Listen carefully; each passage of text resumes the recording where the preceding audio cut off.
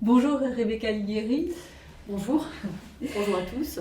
Nous sommes ensemble pour parler de Il est des hommes qui se perdront toujours, paru aux éditions POL au tout début du mois de mars. Alors Rebecca Ligueri est un alias, c'est l'autre identité de Emmanuel Bayamaktam et c'est le troisième livre que vous publiez sous ce nom après Husbands en 2013 et Les garçons de l'été en 2017. Alors avec ce nouveau livre, Il est des hommes qui se perdront toujours, nous sommes à Marseille, dans la cité Antonin Artaud, qui est une cité fictive des quartiers nord, où vit Karel Claes, le narrateur, sa sœur Hendrika, son jeune frère Mohand, qui est légèrement handicapé, et puis leurs parents. Alors leurs parents, c'est surtout le père. Un père violent, toxicomane, qui humilie ses enfants, et puis la mère qui se drogue elle aussi, alors qui est beaucoup plus douce, mais qui au fond laisse faire. Alors le livre s'ouvre sur la mort du père et sur cette question posée par Karel: qui a tué mon père ? Qui a vengé les trois enfants de toutes les souffrances infligées par celui qui leur a au fond volé leur enfance. Alors on le saura à la fin du livre, qui s'étend sur une période qui va de la fin des années 1980 au début des années 2000. Et l'autre question qui court tout au long du livre, c'est celle de la reproduction de la violence. Karel est-il ou non le dépositaire de la violence qu'il a subie et la reproduira-t-il ? Cette violence physique, est-ce que c'est la marque de fabrique de Rebecca Ligueri, au fond ce qui la distingue d'Emmanuel Bayamaktam ? Oui, clairement. Même si, en définitive, j'écris toujours sur la violence, c'est vrai que quand j'écris sous mon nom, il s'agit plutôt de violence symbolique ou psychologique, alors que je me permets même des homicides quand j'écris sous pseudonyme. Bon, donc en définitive, il s'agit toujours de violence, mais c'est vrai que je vais plus loin dans les actes et dans l'outrance quand j'écris sous pseudonyme, effectivement. À l'origine, comment avez-vous choisi ce pseudonyme et pourquoi distinguer comme ça ces deux parties de votre travail ? C'est venu de l'envie de m'aventurer sur d'autres territoires romanesques que ceux que finalement je parcourais depuis déjà une quinzaine d'années. J'avais envie d'écrire du roman noir, alors même si c'est une notion assez fourre-tout, je voyais bien quand même que ça se distinguait de ce que je faisais d'habitude. J'avais envie aussi de me permettre finalement des ingrédients romanesques un peu plus sensationnels, un peu plus clinquants, un peu plus tapageurs. J'avais envie finalement de faire un peu mon pulp fiction, et ça je ne me l'autorisais pas sous mon vrai nom. Donc j'ai d'abord imaginé que je publierais non seulement sous pseudonyme, mais sans qu'on sache que Rebecca Ligueri et Emmanuel Bayamaktam étaient la même personne. Bon, ça n'a pas tenu longtemps, hein. Mon éditeur n'était pas très chaud, et puis c'était compliqué parce que de toute façon, j'avais pas une très grande notoriété sous mon véritable nom. Donc c'est vrai que les libraires, les lecteurs, mon éditeur, personne ne s'y retrouvait à part moi. Enfin, moi, je continue à m'y retrouver. Donc voilà, il y avait cette envie de faire autre chose que ce que je fais d'habitude, et puis de fait, utiliser un pseudonyme, même si on sait... Enfin, même s'il n'y a pas d'omerta, c'est extrêmement désinhibant. Et donc j'ai l'impression que depuis que j'ai ce pseudonyme, quoi que j'écrive, j'ai gagné en liberté d'écriture. Et clairement, le fait de publier Husbands en 2013, je crois, sous pseudonyme, puis d'enchaîner avec Si tout ne va pas avec mon innocence, la même année d'ailleurs, je pense, il me semble que quelque chose s'est dégoupillé à ce moment-là, et que vraiment, le pseudonyme a sur moi des effets quasi stupéfiants, euphorisants et désinhibants. Et quand vous avez l'idée d'un nouveau livre, vous savez très tôt s'il sera signé de l'un ou l'autre des Ça se décide en amont parce que c'est pas du tout les mêmes conditions d'écriture. Quand je sais que ce sera un Ligueri, j'ai parlé de moi à la troisième personne, c'est ridicule, mais bon voilà. Quand je sais que c'est un Ligueri, c'est extrêmement scénarisé, j'ai l'intrigue, même s'il peut y avoir des surprises, des changements, des revirements, des bifurcations. Quand j'écris sous mon nom, je ne sais absolument rien, je pars sur des choses extrêmement ténues, ça peut être une image, ça peut être un mot, ça peut être un hémistiche, et je vois où ça me mène, je dévide les choses chemin faisant.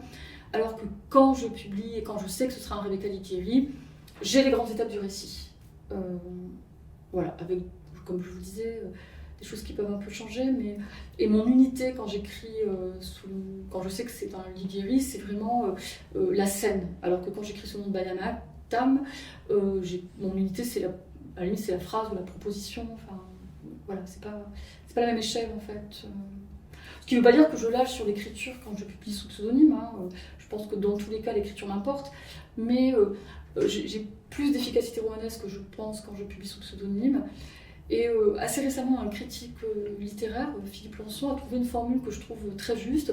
Il dit que Liguori, c'est la version pop de Bayard Actam. Et ça me va très bien parce que, clairement, avec Liguori, je cherche aussi à toucher des gens qui sont finalement moins des lecteurs que mon public habituel. Et j'avais envie voilà, de... Bon, je ne dis pas que d'habitude j'écris pour mes pairs, que j'écris pour les profs de lettres et les écrivains, mais de fait, Liguori est voué à être moins confidentiel que Bayard Actam. Alors après, ça ne marche pas, enfin, c'est quelque chose qui ne dépend pas de moi, mais j'avais envie quand même d'aller un peu débusquer comme ça des lecteurs qui n'étaient pas mes lecteurs habituels. Et c'est vrai qu'il y a une vraie efficacité, un vrai suspense, ce qu'on appellerait des cliffhangers à certains moments. Enfin, voilà, hein, et ça, ce sont vraiment les codes du roman noir, parce que c'est un genre qui est très codifié. Effectivement, voilà. Des choses que je ne me serais pas autorisée souvent. Alors maintenant je m'autorise à peu près tout, mais en tout cas... Alors, le point de départ de ce livre, Il est des hommes qui se perdront toujours, c'est, je crois, une phrase d'Antonin Artaud, ou même un texte entier d'Antonin Artaud. Alors, j'ai dit tout à l'heure, la cité où se passe votre histoire s'appelle la cité Antonin Artaud. Alors, quel est ce texte d'Antonin Artaud auquel vous faites référence ? Alors c'est un texte de 1925 qui a été publié dans la Révolution surréaliste. Mais de toute façon, Antonin Artaud, c'est quelqu'un... autour de qui je tourne depuis longtemps. J'ai même écrit une pièce en fait, qui est une sorte de dialogue posthume entre Kafka, Artaud et Nijinsky. Et puis Artaud est marseillais, hein, même si les Marseillais ne savent pas trop qu'en faire. Et si, à ma connaissance, il n'y a pas de cité Antonin Artaud à Marseille, il y a un lycée Antonin Artaud, mais pas de cité. Et donc voilà, chez Artaud, de toute façon, il y avait déjà des choses qui m'intéressaient depuis longtemps. Et en particulier, ce qui m'intéresse chez lui, c'est une espèce de pose un peu vicupérante, prophétique, provocatrice. Et ce texte, c'est un texte dans lequel... il y a d'autres textes du même acabit. En gros, il dit que ni les médecins ni les législateurs n'ont à se préoccuper de ce que les gens font de leur santé et de l'usage qu'ils font des stupéfiants. C'est une lettre où il revendique finalement la liberté de se droguer et d'en mourir. Parce que, dit-il, il y a des hommes qui se perdront toujours et c'est à eux de choisir les moyens de leur perte, mais de toute façon ils iront à leur perte, alors qu'au moins on les laisse tranquilles et ça se termine d'ailleurs comme ça, et maintenant qu'on nous foute la paix. Donc voilà, chez Artaud j'ai pris comme ça cette phrase et puis cette posture très, très provocatrice, et oui, j'ai un peu placé le livre sous l'égide d'Artaud. Alors, la drogue est très présente dans ce livre via le personnage du père, qui est en effet un homme extrêmement violent, un homme qui boit, qui bat ses enfants, qui les terrorise, qui les humilie, et puis qui se drogue, alors qui se drogue aussi avec sa femme. Donc voilà, là on retrouve cette thématique de la drogue dont parle Artaud. Pourquoi la drogue, d'ailleurs, la drogue est présente dans d'autres livres. Alors, la drogue, toutes les drogues, y compris les drogues dures, étaient extrêmement présentes à Marseille quand moi j'étais enfant et adolescente. Ça circulait, des drogues de très bonne qualité d'ailleurs, je tiens à le dire.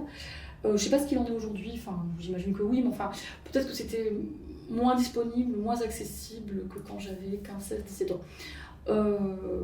Donc voilà, donc ça m'intéresse de parler de la drogue parce que c'est quelque chose que j'aimerais même consommer à Marseille dans ma jeunesse. Et puis, avec ce personnage de Karl Kleiss qui consomme de l'héroïne dans une cité des quartiers nord, ce qui était intéressant aussi, c'est que l'héroïne, par contre, dans les cités, c'est pas du tout une drogue bien vue, ça l'était pas dans les années 80, ça l'est toujours pas, et c'était vraiment considéré comme une drogue de blanc. Donc j'avais envie comme ça que le personnage du père incarne vraiment aux yeux des autres une espèce de force maléfique, parce qu'en plus il n'utilise pas du tout la même drogue que les autres, qui finalement fument de l'air bullshit. Non, il a une drogue qui est vraiment considérée comme la drogue des blancs, et la drogue par laquelle les blancs vont finalement tuer les racisés. Donc il y avait un peu cette idée, et puis c'est vrai que du coup effectivement ça donne des scènes très dures dans le récit, et puis il y avait l'affiliation avec Artaud qui lui-même a consommé toutes sortes de stupéfiants. Voilà, notamment une scène, moi qui m'a beaucoup frappée, deux scènes en réalité. Une scène où les deux parents se droguent ensemble, où l'épouse de Karl l'aide à trouver une veine. Et là, au fond, cette scène-là, c'est leur manière de s'aimer. Oui, c'est finalement dans le récit ce qui ressemblerait le plus à une scène de tendresse entre les deux époux. En même temps, c'est une scène assez sordide, mais de toute façon, les drogues dures, c'est sordide, hein, 89 fois sur 100. Et donc là, voilà, c'était aussi une façon de montrer leur dérédiction, leur enfermement aussi dans une espèce de sphère dont tout le monde est exclu. Et puis c'est ce qui fait aussi qu'ils n'ont jamais d'argent, qu'ils ne s'occupent pas de leurs enfants, et qu'en même temps, ils cherchent à avoir de l'argent par des moyens pas très recommandables. Et tout est sacrifié, effectivement, à cette addiction, enfin, qui est intermittente hein, chez eux, mais qui est quand même présente. Alors Marseille, vous le disiez, c'est votre ville natale, donc c'est pour ça que cette histoire-là est située à Marseille. Alors le Marseille que vous décrivez, c'est en effet cette cité, mais il y a aussi beaucoup d'autres lieux, il y a toute une géographie marseillaise que va visiter Carrel, votre narrateur, au fur et à mesure il grandit. Oui, alors effectivement, au début il se cantonne au quartier nord, à sa cité, puis le camp des Gitans qui est tout à côté, puis la colline qui est derrière. Et puis effectivement, plus il grandit, mais ça c'est ce qui se passe toujours, hein, plus l'espace s'agrandit autour de lui, et plus il va connaître d'autres quartiers que le sien. Et là, effectivement, je me suis amusée à revisiter des quartiers que je connais bien, dans lesquels j'ai moi-même beaucoup passé de temps. Et c'est vrai que voilà, le fait d'avoir cet ancrage géographique pour ce récit-là, c'était important. Enfin, c'est plus qu'un ancrage géographique, c'est vraiment...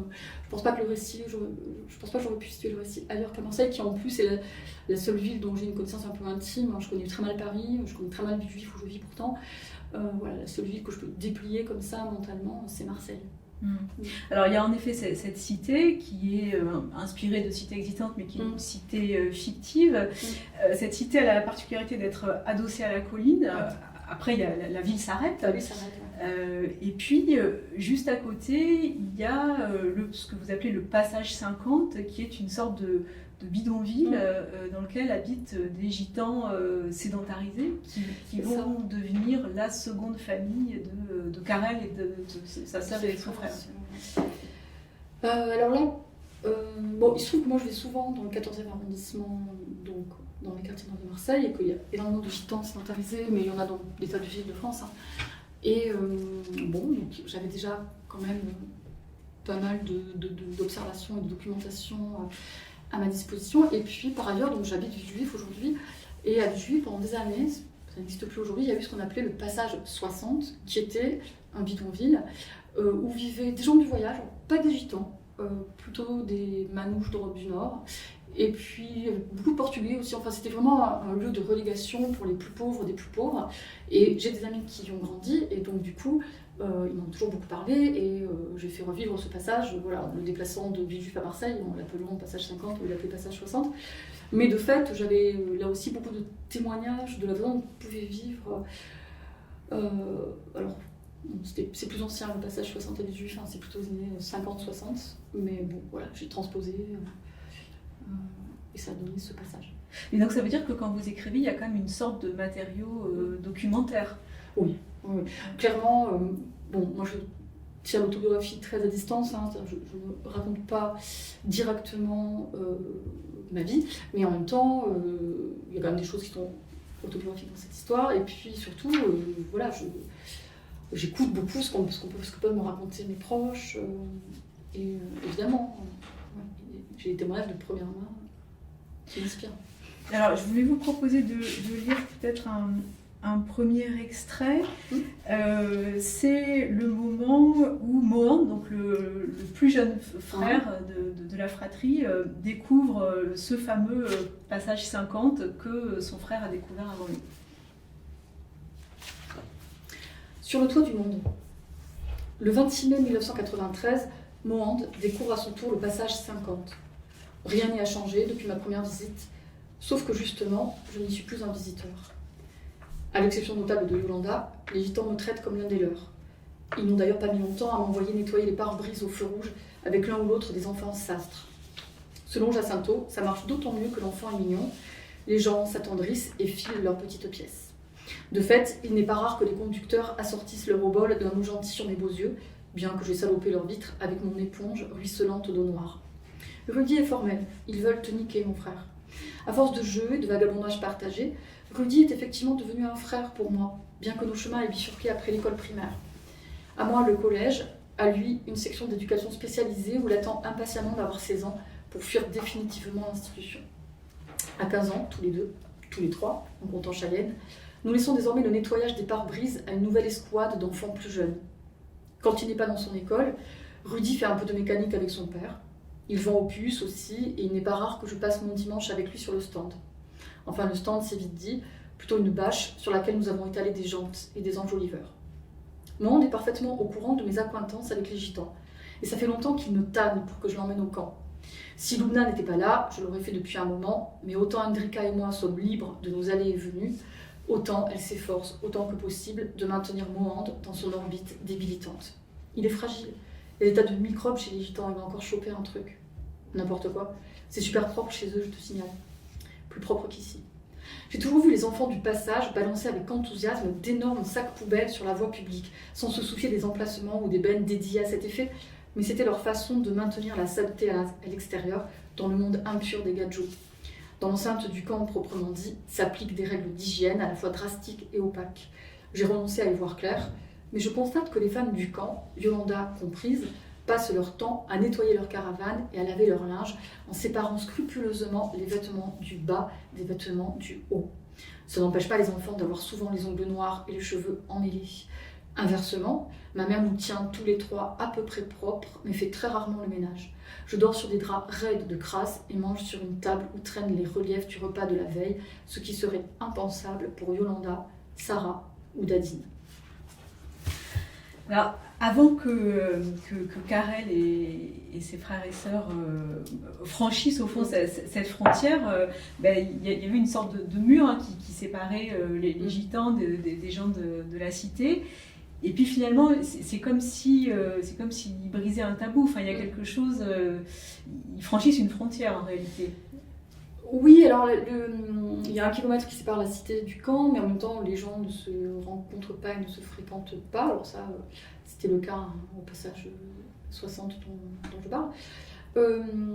Et puis, dans la cité Antonin Artaud, finalement, ils sont bien contents que le camp des gitans existe parce que voilà, il y a plus pauvre qu'eux, il y a plus méprisable, il y a des gens qui sont encore plus des parias que. Donc voilà, il y a un côté repoussoir du camp. Mais de fait, ça va être un espace de liberté pour mes très jeunes personnages, une liberté qu'ils vont gagner grâce à la fréquentation des gitans. Ouais. Mais quand même, alors on l'apprendra au cours du roman, il y a des personnages de transfuges.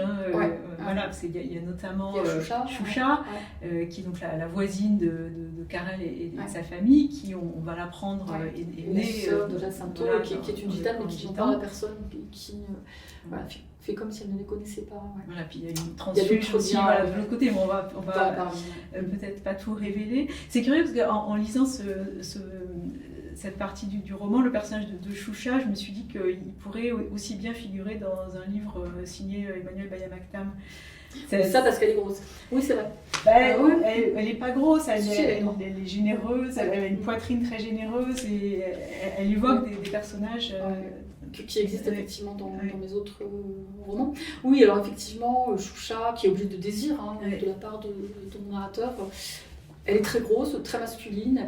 Et elle est en rupture de banc par rapport à sa famille d'origine. Et en même temps, c'est un des rares personnages vraiment positifs du récit. Enfin, elle est vraiment très, très bienveillante, très altruiste. Et elle va aider les enfants Claes dans la mesure de ses possibilités. Ouais. Mais est-ce que pour vous, quand vous écrivez, vous dites là, il y a une passerelle entre les deux univers Non. Ou c'est vos lecteurs qui vous le disent? Non, c'est les autres lecteurs qui le disent. En fait, non, moi j'ai toujours l'impression que c'est extrêmement cloisonné et qu'il y a vraiment deux écritures différentes, et je suis toujours extrêmement étonnée parce que les gens me renvoient aux ressemblances et aux parentés thématiques et aux affinités entre les deux œuvres, si je peux dire, et que moi je ne vois pas. Enfin, je suis complètement aveugle à ces ressemblances-là. Il faut qu'on me les signale de l'extérieur pour que j'intègre le fait que, ah bah oui, finalement, je parle toujours de famille dysfonctionnelle, ah bah oui, finalement, il y a souvent ces personnages un peu féliniens, de femmes très grosses dans mes livres, que ce soit sous mon nom ou soupçonné. Mais bon, moi je vois plutôt les dissemblances et on me renvoie aux ressemblances en fait.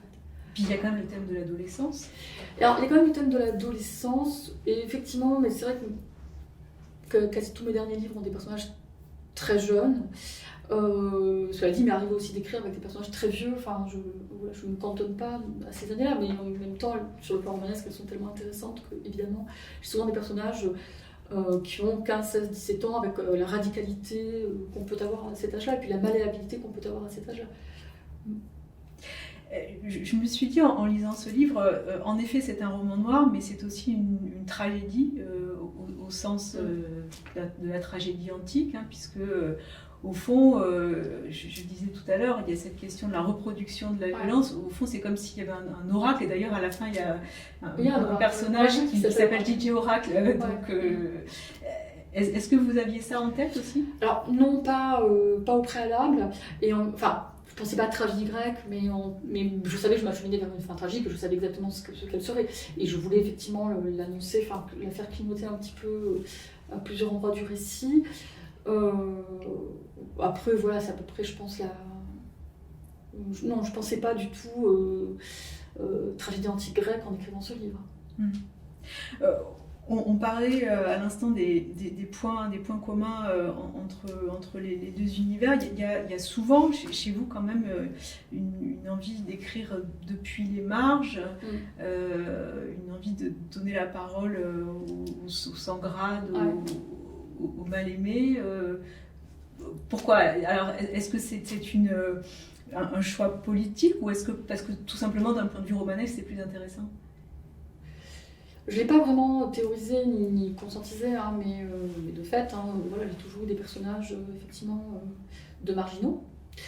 Non, c'est pas parce que c'est plus intéressant sur le plan romanesque. Est-ce un choix politique pour autant? Oui, quand même un peu, mais j'ai quand même du mal à le théoriser nettement. J'ai l'impression quand même que c'est depuis les marges qu'on peut porter un regard plus juste, plus aigu, avoir une acuité de jugement sur la société, sur le monde social, comme il fonctionne. Je pense aussi que c'est dans les marges que s'inventent des façons de vivre qui ensuite quitteront les marges, hein, pour s'imposer.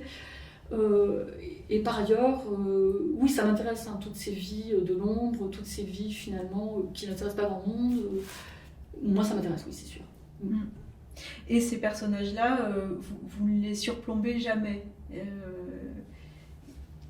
Enfin, le lecteur n'est jamais en position. Vous faites en sorte que le lecteur ne soit jamais en position de surplomb. Ces personnages, on les respecte, on n'éprouve pas de pitié. Ah oui, ça j'espère. Surtout pas. Oui, alors c'était peut-être un mon dispositif, hein, qui est quasi toujours le même, qui fait qu'on est souvent dans des récits à la première personne, donc forcément on épouse la subjectivité de celui qui parle, et qui est lui-même en général marginal. Donc forcément on est en empathie avec lui, quoi qu'il fasse et dise, parce que parfois je leur traite des discours délirants ou des comportements vraiment condamnables. Et c'est vrai que j'essaie d'éviter et la pitié, et la condescendance, et le misérabilisme. Après, c'est pas à moi de dire si j'ai réussi complètement, mais en tout cas, voilà, je n'aimerais pas que le lecteur soit dans la position que vous qualifiez de surplombante, ça c'est sûr, qui n'est pas la mienne, mais dont j'aimerais que le lecteur ne l'ait pas non plus. Ouais. Comment vous avez trouvé la voix de Karel, puisque donc c'est écrit à la première personne, c'est ce jeune garçon qui parle? Alors c'était difficile parce que, bon, voilà, il a eu 8 ans à la fin des années 80 au début du récit, il en a une vingtaine d'années au début des années 2000, il grandit dans les quartiers nord, donc évidemment je ne pouvais pas lui prêter mes références, mes formulations, ça aurait été complètement déplacé, décalé.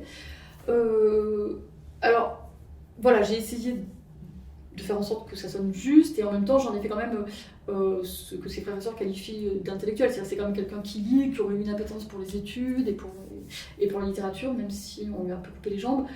Ça c'était un écueil, hein, de faire en sorte qu'on y croit, qu'on soit dans la peau de ce garçon de 8, 10, 15, 20 ans, alors que je suis une femme blanche de 54 ans, enfin bon, voilà, donc c'était pas évident. Mais justement, vous dites que c'est un garçon qui lit, qui aime la lecture, et en effet, il y a une violence symbolique qui est très forte, puisque très tôt, ses professeurs, enfin peut-être pas tous, mais lui disent non, mais c'est pas pour toi, les études longues, c'est pas pour toi, alors que oui, on lui coupe un peu l'herbe sous le pied. Oui, alors c'est une autre forme de violence, hein, que la violence physique dont on parlait tout à l'heure. C'est une violence qui émane de l'institution, et qui est pourtant l'institution la moins susceptible d'en exercer, hein, l'éducation nationale. Alors ça, j'ai l'impression quand même que ça s'estompe, mais là encore, les proches dont je vous parle, ceux qui m'ont inspiré pour ce livre, me raconte comment finalement, en fin de troisième, on leur dit mais toi tu vas aller au lycée pro, ou toi tu vas arrêter, parce que peut-être qu'ils sont arabes ou sénégalais. Donc il y a quand même, oui, il y a quand même une forme de mépris social et de racisme qui a longtemps été exercé, y compris par mes collègues. Je pense que c'est moins présent. Vous enseignez ? Oui, j'enseigne. Je pense que c'est moins présent. Et donc voilà, mon narrateur qui non seulement est à moitié arabe, mais en plus est extraordinairement beau, on a tendance à lui dire, bah voilà, t'as qu'à aller faire des photos de mode ou arrêter les études, parce que t'es pas fait pour ça. Et d'ailleurs, c'est ce que souhaite son père, puisque au tout début du livre, il y a une scène où Karel et sa sœur Hendrika, qui est également très belle, sont avec leur père pour passer un casting. Ouais. Et voilà, il prend ses enfants pour soit des singes savants, soit des potentielles poules aux œufs d'or. C'est ça, c'est ça. Ouais, ça, c'est plus qu'une scène, parce qu'en fait, c'est vraiment quelque chose, un défi du directeur au moins de la première partie du récit, parce que une de mes sources d'inspiration, c'était, alors pas du tout un de mes proches, c'était le père de Michael Jackson, dont on sait bien que c'est un tourbillon d'ailleurs, un horrible tyran, et j'ai pensé à tous ces pères, ce sont des pères en général, mais les mères aussi peuvent faire ce genre de choses, voilà, qui capitalisent sur les talents de leurs enfants et qui en font leur gagne-pain. C'était ce qu'était le père Jackson très clairement, il a probablement bousillé tous ses enfants, et donc c'est vrai que c'était un des modèles du père de mon récit, même si j'ai transposé ça dans un autre pays, une autre époque. Et voilà, la façon dont finalement les enfants sont des objets pour certains parents, et sont instrumentalisés et capitalisés par les parents. Et d'ailleurs, c'est très intéressant de voir comment les trois enfants de cette fratrie vont se sortir de ça différemment. C'est-à-dire qu'en effet, Karel, l'aîné, va devenir aide-soignant, il va passer bac, il va devenir aide-soignant. Sa sœur va finalement réaliser, paradoxalement, réaliser le rêve de son père, tout en gagnant les moyens de son émancipation. Et puis le petit dernier, il a souffert encore une autre. C'est plus compliqué parce qu'on voit qu'il a du mal à quitter et sa mère et la cité. Donc ce sont trois voies d'émancipation très différentes finalement que vous décrivez là.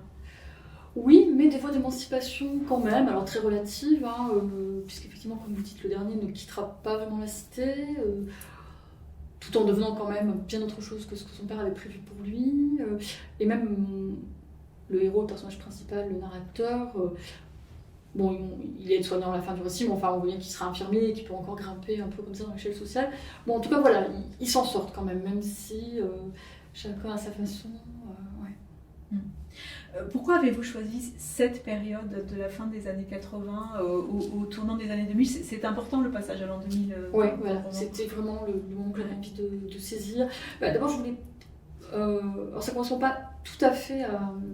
Enfin, le narrateur, en l'occurrence, il est un petit peu plus jeune que moi, il a 10 ou 15 ans de moins que moi, donc ce que je raconte, c'est pas tout à fait le Marseille que j'ai vécu, il y a un petit décalage qui m'intéressait aussi. Je voulais parler aussi d'une période d'avant les portables, même si je l'ai fait arriver, les portables, dans l'histoire. Une période d'avant les trithérapies aussi, pour que le sida soit quand même encore un peu comme une ombre portée.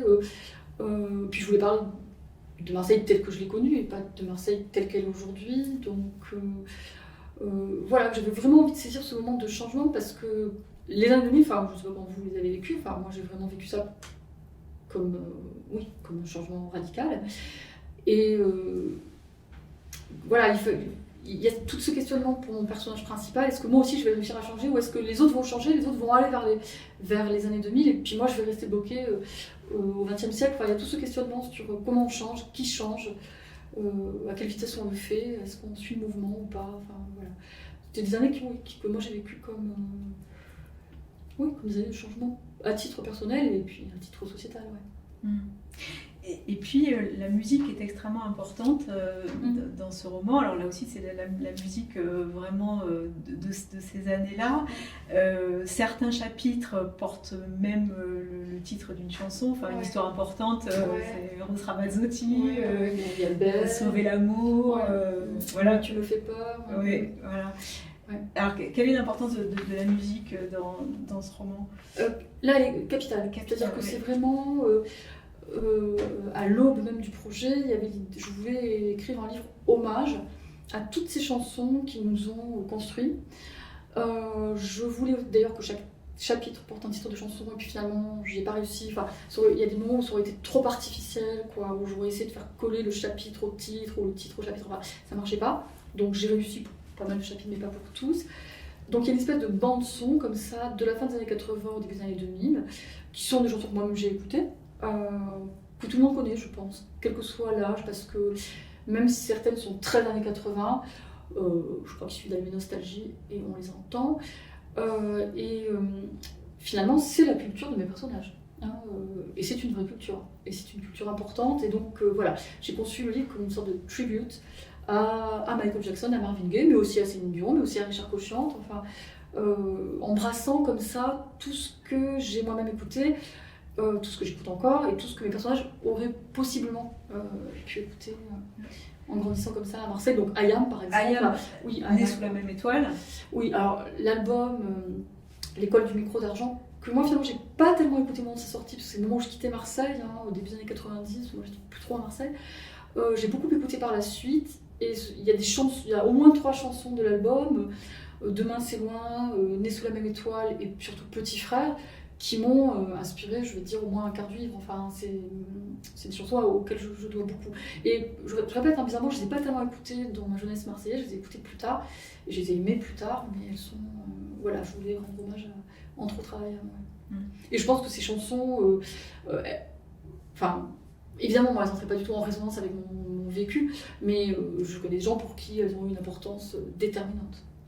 Je parlais de Né sous la même étoile parce que c'est une chanson qui parle au fond d'une sorte de revanche sociale. Enfin, c'est un garçon qui dit voilà, lui c'est un bourgeois, on n'est pas né sous la même étoile, et donc lui il a accès à certaines choses, à l'éducation, et moi pas, et c'est quelque chose. C'est un des leitmotifs du récit, oui. Vit Carrel, ouais. Oui, parce qu'il a finalement une conscience sociale très affûtée, et il se rend bien compte que sa naissance, finalement, que le déterminisme social pèse très lourdement sur lui, et qu'il aurait fallu, à plusieurs reprises, il se rêve un autre destin, il se dit, mais voilà, si j'étais né dans telle famille plutôt que dans la mienne, etc., qu'est-ce que j'aurais pu faire, ne pas faire. Donc voilà, c'est vraiment quelque chose que je fais revenir très souvent dans sa conscience et dans sa bouche. On n'est pas tous nés sous la même étoile. Mais ça peut être aussi à l'origine de la violence qui l'anime. Oui. Enfin, et ça l'est d'ailleurs, sans déflorer complètement une scène très importante du livre. Mais... Oui, et en particulier, bon, il a évidemment beaucoup de succès, il couche avec beaucoup de filles, et il couche souvent avec des jeunes bourgeoises marseillaises parce qu'il a envie de se venger à travers elles, finalement. Donc il les humilie, il les bafoue, mais c'est une forme de revanche sociale qu'il prend à travers la sexualité, la séduction. Ouais. Bon, après, c'est vrai que ça va un peu plus loin, mais qu'on n'en parlera pas. Mais, Et par rapport aux références culturelles, je pense aussi à une scène, la scène du mariage gitan, où est présent Jérémy, qui est le petit ami de Annika, donc la sœur de Carrel, et on voit bien que lui n'a pas les mêmes références, puisque lui était vraisemblablement un bourgeois, et quand tout le monde se met à danser sur Notre-Dame de Paris et à communier sur la chanson de Garou, je sais plus c'est quelle chanson, lui voilà, il fronce un peu le nez, et c'est pas sa culture, enfin, et là... Oui, et puis il la trouve indigne et méprisable, cette culture. Alors, moi, il se trouve que Belle, c'est une chanson que je trouve magnifique, et qui continue à m'émouvoir, et je pense que je l'ai écoutée 150 fois en écrivant ce chapitre, sans m'en lasser. Et je pense que ces émotions-là, quand une chanson parvient à susciter une telle émotion, alors évidemment, c'est pas une émotion unanime, hein, évidemment, il y a des gens à qui Belle va faire grincer des dents, c'est une vraie réussite. Et... j'ai beaucoup repensé à la phrase de Gainsbourg sur la chanson qui serait un art mineur, et je trouve ça débile comme propos. Je trouve que c'est pour le coup du mépris social, parce que non, la chanson c'est pas du tout un art mineur. La chanson, d'abord parce qu'il y a la musique, mais il y a aussi les paroles, et puis ça parvient à susciter en nous tout un monde de réflexion, pas seulement d'émotions frustes, hein. Et donc pour moi c'est un art à part entière, et par ailleurs voilà, on sait très bien que dans la chanson on peut puiser du réconfort, on peut au contraire être galvanisé, révolté par des chansons, elles accompagnent nos moments de joie, de tristesse, nos ruptures, les moments où on est amoureux, les moments où on perd quelqu'un. Enfin, la chanson pour moi c'est vraiment fondamental. Et donc ce moment-là, ce chapitre que j'ai intitulé Belle, c'est un moment où tous les gitans sont très contents parce que ça parle enfin d'eux. finalement, Notre-Dame de Paris, c'est une comédie musicale dans laquelle il y a un personnage de gitane, et enfin, enfin on parle d'eux, enfin il y a une forme de reconnaissance. Et donc ils adorent cette chanson, ils en font une reprise flamenca. Et il y a un seul personnage qui ne parvient pas à éprouver d'émotion, alors que les autres sont dans l'émotion. Peut-être vous pouvez lire ce passage. Oui, si j'arrive à l'isoler. Mais évidemment, il faut aimer Richard Cochante. Hein. Si vous n'aimez pas Richard Cochante, ça va vous laisser un peu froid. Alors, belle, 255.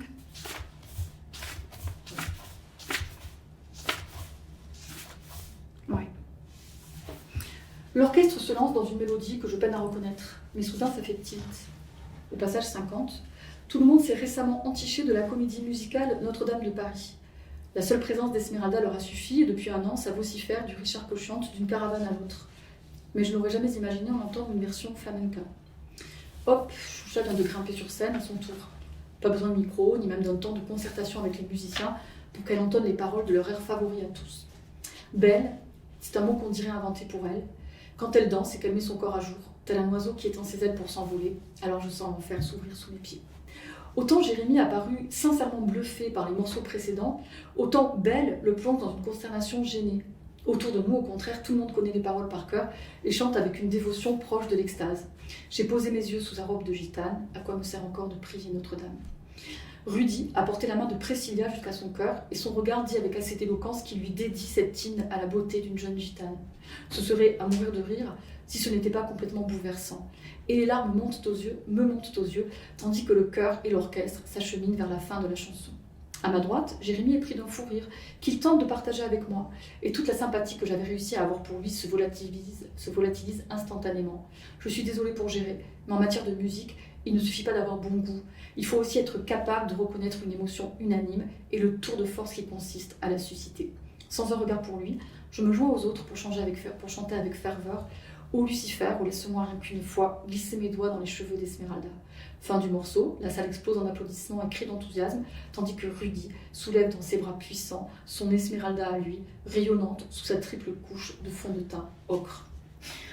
Je voulais dire quelque chose au sujet de cette chanson, après je vais arrêter. Oui, voilà, c'est cette question du goût, finalement. Je crois qu'il faut être honnête avec ses goûts. On peut avoir toutes sortes de strates de goût, mais aussi bien Eros Ramazzotti que Robert Musil, Brahms que Richard Cochante. Et je pense qu'il faut avoir l'honnêteté de le reconnaître. En tout cas, moi, ça ne me pose aucun problème. Et comme de dire, non, ça c'est pas pour moi, cette chanson-là, elle touche rien chez moi, et je trouve que les paroles sont vraiment mièvres et imbéciles, et voilà. Mais après, je dis pas que je ne hiérarchise pas forcément en matière de goût, mais de fait, une chanson comme celle-ci, qui en plus traverse les décennies, parce qu'on continue à l'entendre, c'est un tour de force. Est-ce que vous écrivez des chansons, ou est-ce que vous avez pensé à en écrire? Ah non, vraiment, j'en écoute énormément quand j'écris. Non, je ne saurais pas faire ça. Mais sur cette question du goût, il y a aussi le cinéma qui est présent, puisque Enrica, la sœur de Karel, va faire carrière dans le cinéma, et plutôt dans le cinéma d'auteur, alors qu'elle n'a aucune culture cinéphile. Alors, elle va s'en faire une petit à petit, mais c'est intéressant aussi. Ça intervient, cette question de la culture littéraire, cinématographique, parce que j'ai ce personnage-là qui finalement sent bien qu'il y a des choses qui lui échappent, mais qui serait très avide finalement de lire du Nerval et d'aller voir du Cassavetes. Par moments, il rencontre des filles qui peuvent lui ouvrir ces espaces-là, et en même temps, il reste à l'entrée sans pouvoir entrer parce qu'il n'a pas les bons codes. Et cela dit, effectivement, Enrica, elle devient cinéphile en une saison. Est-ce que dans les recherches documentaires, vous êtes aussi remémoré ce qui se passait à l'époque? Je pense à la mort de Shabasny, la mort de Lady Di, qui interviennent comme ça, parce qu'on avait oublié, mais là, comme ça, on se remémore des dates importantes de ces décennies-là. Non, alors j'ai essayé de faire en sorte que la chronologie soit exacte, mais non, mais je les avais en tête. Enfin, ces événements, je les ai vécus très intensément, en fait. Donc voilà, je les ai convoqués pour écrire ce livre-là.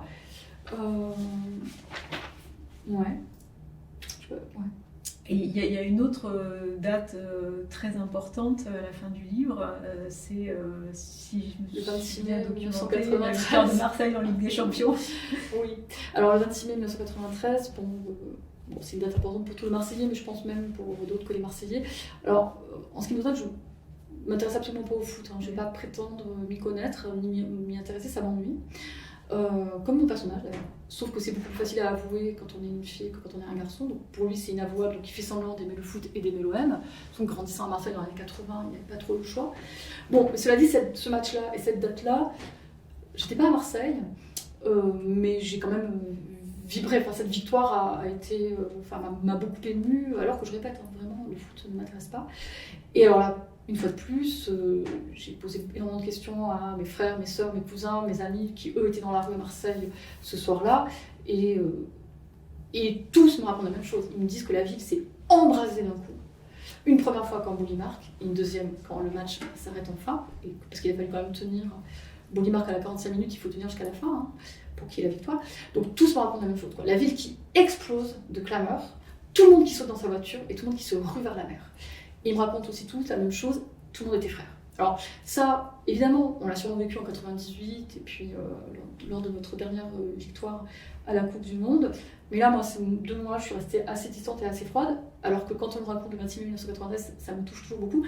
Voilà, ce que me disent mes proches qui l'ont vécu, c'est tout le monde s'embrassait, tout le monde se disait tu te rappelleras, tu te rappelleras. Il y avait une fraternité. Alors là, pour le coup, il n'y avait plus les gens des quartiers nord, les gens des quartiers sud. C'était voilà, tout le monde était frère, tout le monde a plongé dans le vieux port, tout le monde s'est baigné à la fontaine Castellade, tout le monde était allé au Catalan, toucher la mer, etc.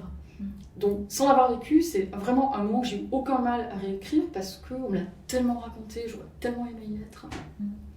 Parce qu'en effet, vous parlez de fraternité, mais c'est un des derniers souvenirs que se remémore Carrel à la fin du livre. Ouais. Au fond, s'il fallait garder un seul souvenir pour lui, ce serait celui-là. Ouais. Et c'est un souvenir qui évoque la fraternité. Ouais. Et la fraternité, au fond, c'est un des thèmes importants de ce livre. J'y avais pas pensé, mais vous avez tout à fait raison. Alors, je crois que j'ai vraiment mis le 26 mai 1993 au cœur du livre, hein, et ça, c'était de toute façon mon projet dès le début. Et c'est vrai qu'il y a cette fraternité-là entre les gens, et puis il y a la fraternité qui unit et qui blinde un peu Carrel, Hendrika et Monde, et qui fait que le livre est moins sombre qu'il n'aurait pu être, parce qu'il y a cet amour entre les deux frères et la sœur. Ouais. Et puis on peut même l'étendre aux gitans. Oui, ils sont frères. Ouais. Ouais. Rudy et Carrel sont frères. Ouais. Il y a un autre thème qui me semble important, c'est au fond, qu'est-ce qu'être un fils ? Ouais. Alors chacun se pose cette question-là à sa façon. Ah oui, c'est une des questions centrales. Comment être le fils d'un homme aussi affreux, une brute, qui sadise ses enfants, qui martyrise son dernier-né, qui pourtant n'a pas besoin de ça parce qu'il est quand même polyhandicapé. Oui, comment être le fils de cet homme-là ? Et toute la question, effectivement, c'est de savoir, pour Carrel, s'il est dépositaire de ce sadisme, de cette cruauté, de cette violence, de cette mesquinerie, ou s'il peut s'émanciper de cet héritage. Hein. Ça, c'est vraiment un des fils rouges là aussi du récit. Et le titre, et les hommes qui se perdront toujours, enfin, j'espère bien qu'il reste comme ça posé un peu comme une question. Enfin, quels sont les hommes, et les femmes d'ailleurs, du récit, qui se sont perdus ? Est-ce que c'est seulement le père ? Est-ce que c'est aussi le fils ? Lequel des deux fils ? Lequel des deux fils ? Bien sûr. Parce que cette question, elle vaut aussi pour Monde. Ouais. De manière un peu différente, parce qu'il est le fils de ce père-là, mais il est aussi peut-être le fils de sa mère, et peut-être lui le plus des trois. C'est le fils de sa mère, tout à fait. Et alors le personnage de la mère, on n'en a pas beaucoup parlé, mais elle est peut-être plus énigmatique que le père, pour qui je pense qu'on ne peut pas éprouver de sympathie. La mère, elle est plus ambivalente, mais il apparaît quand même très clairement qu'elle est partie prenante de ce que fait son mari, et puis par ailleurs, il y a quelque chose en elle qui se réjouit de ce que son dernier-né soit malade, parce que malade, il est à elle. Et il a besoin de ses soins, il a besoin de son amour. Guéri, il lui échappe. Donc elle est quand même dans une forme de perversité ambivalente, en tout cas, une sorte d'ambivalence. Que va débusquer Carrel assez rapidement, finalement. Ouais. Mais elle-même ne peut exister que souffrante et dépendante. Que souffrante et dépendante, ou que ayant sous sa dépendance un autre enfant souffrant et dépendant. Bon, il y a plein de gens qui sont comme ça, qui n'existent que dans la maladie, que dans le symptôme et que dans la souffrance, enfin, la leur ou celle de leurs proches. Et il y a une autre scène qui moi, m'a énormément frappée, que j'ai même eu du mal à lire. Voilà, c'est la scène où Mohand a une des de ces crises Ouais. récurrentes, puisqu'il souffre au fond d'une maladie qu'on Il est, définit pas trop, comme dit le père, il est un peu loupé, donc il a plein de pathologies cardiaques, digestives. qui lui provoque régulièrement des crises de horribles. douleur vraiment horribles, et les parents, alors est-ce de la perversité, est-ce pour l'aider, vont lui Ouais. injecter de la drogue, enfin c'est quand même...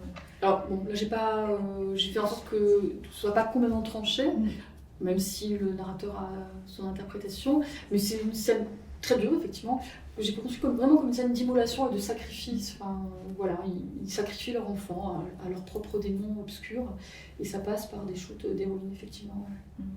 Oui, donc je comprends que la scène vous ait rebuté, moi-même en l'écrivant. Je ne dis pas rebuté, mais voilà, ça a été Elles sont, douloureux. Est-ce que vous mettez des limites dans l'écriture de scènes violentes? C'est une bonne question. Oui, en fait. Moi, je l'aimais. J'espère qu'on sent que je l'aimais. Je ne me complais pas dans ces scènes et j'aimerais pas du tout que le lecteur soit dans une espèce de voyeurie, de complaisance. Donc, j'essaie quand même de mettre une distance et des limites. Il y a des choses que j'écrivais pas, en fait. Moi, je sais lesquelles, hein, mais voilà, il y a des choses que je ne me sens pas capable d'écrire.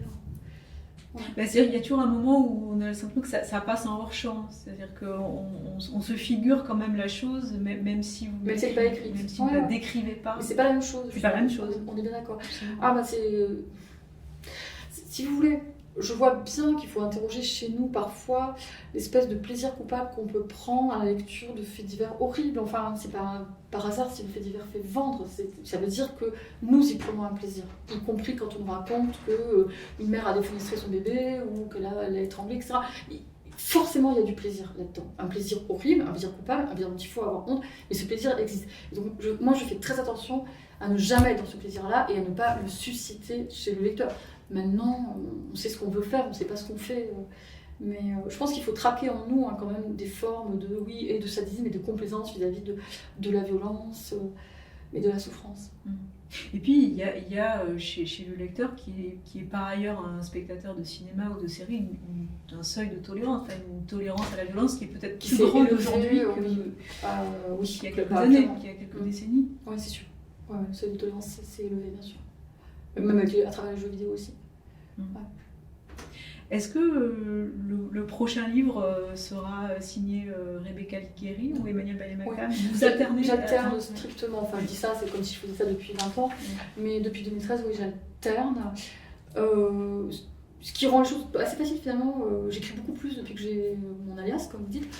Parce que j'ai l'impression, j'aime pas trop le mot, mais de ne pas mobiliser les mêmes énergies quand j'écris l'un et l'autre. Je dis pas qu'il y en a un qui est plus facile à écrire que l'autre, mais le fait d'alterner me permet d'être plus souvent en train d'écrire finalement. Bon, même si là avec le confinement, j'ai rien écrit du tout, mais... Il n'y en aura pas d'autres, alias? Non, je crois pas. Surtout pour avoir une fusion des deux un jour. Ouais. Merci Rebecca Liguéry. Merci à vous. Donc je rappelle que Il est des hommes qui se perdront toujours est paru aux éditions POL, et puis on peut aussi lire les garçons de l'été en poche, en folio. Oui. Merci. Effectivement. Merci à vous, merci beaucoup.